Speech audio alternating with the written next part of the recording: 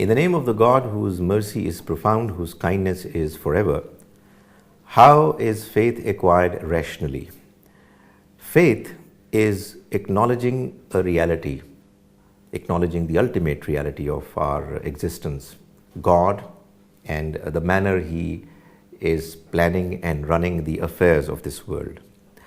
In order for us to have faith in God and the hereafter, and His scheme of sending messages through messengers, we have to look at the claims that have been made with regard to the faith coming from God.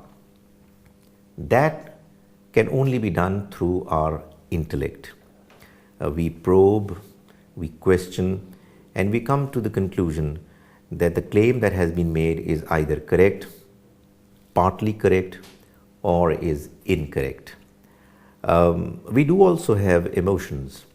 Emotions are subservient to intellect, or they ought to be subservient to intellect. When we understand a reality through questioning, through the reflection upon the evidences that have been provided, we gradually come to realize that what is being presented is understandable, rational, and can be relied upon to be accepted as the truth. When the test of rationality is passed by a claim, then it enters our heart and we emotionally get attached to it. That is the correct process of acquiring faith. That is, we live in a society, we have a number of different claims that a certain understanding is coming from God and is correct.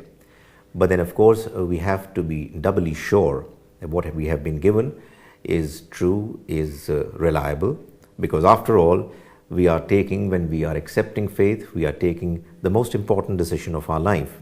Like we do not take decisions in worldly matters without relying upon our intellect. Likewise, we are not expected to acquire and accept faith unless we are confident that it is making sense. After all, there are a number of different claims with regard to what is true faith, and one can never be sure about whether one aspect or one version of faith is more acceptable or reliable or the other, unless we use our intellect. So when we use our intellect, it so happens that the understanding that is more rational, more reliable, more acceptable, it begins to emerge more clearly gradually. And when we accept a certain reality as true and correct, it is thereafter that we get also emotionally attached to it. Of course, it's not just rationalism that leads us to faith. When we accept a certain reality, the unseen reality, we see experiences, we observe many things in our life which tend to agree with our rational understanding as well. We look at the text which is claiming that it is from God, we look at the arguments that are claiming that they are from God, and we acknowledge that the text or the arguments are from Him. And then we experience in our life that we pray to God, for example, and our prayers get heard. We ask God to do certain things, and those certain things come about, they happen, even though there was hardly any possibility for them to emerge and to happen otherwise. So on the one hand, we use our intellect, and on the other hand, we have these experiences which gradually enable us to move from lower levels of faith or lower levels of appreciation of the real understanding of the reality to the higher levels of it. And of course, emotions also tend to play an important role when we come to realize that whatever has been given to us has been given by a God who is very kind, powerful, wise, always serving us with whatever needs we have.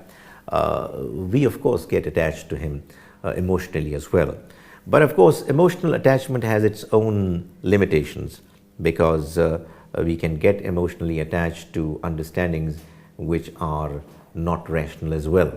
So, rationality, intellect, arguments, evidences, they are the starting point. They actually show us the way, and the result is, of course, the emotional attachment to the reality that we discover. So that needs to be the sequence. That is, we have to proceed and proceed in the right manner to understand. And for that purpose, we question, we debate, we reflect.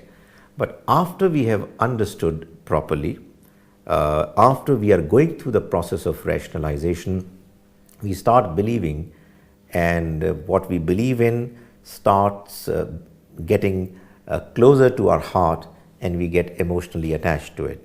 And that is how rational reflection on the claims of faith help us in acquiring it and becoming more and more convinced about it.